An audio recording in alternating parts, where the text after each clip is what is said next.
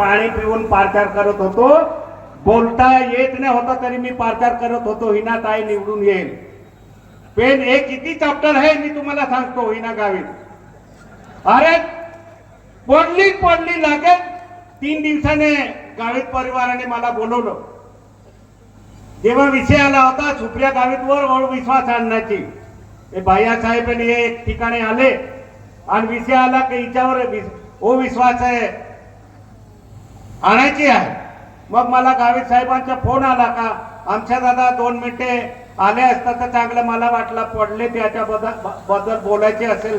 मी आलो आणि माझ्या गावाचे माजी सरपंच तो बाहेर बसला, मी मध्ये गेलो. मला म्हणे सुप्रिया गावितवर विश्वास आणणार आहे असं सांगतात दादा, कसं राहील.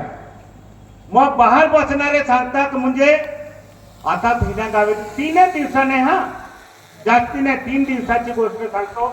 आता म्हणे आपल्याला धडगाव अक्कलकुवामध्ये हिनाताईलाच उभा करायचे.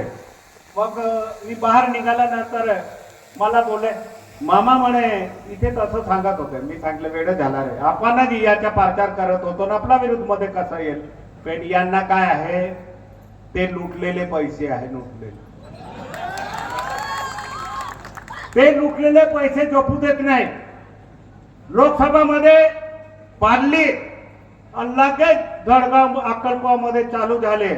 किती पैसे होणार आहे ते, किती लागणार आहे ते, या सरपंचाला त्या सरपंचाला सगळे ठिकाणी पैसे देऊन फिरली.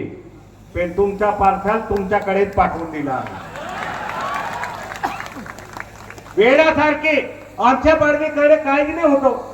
कसे निवडली म्हणे याच्या मागे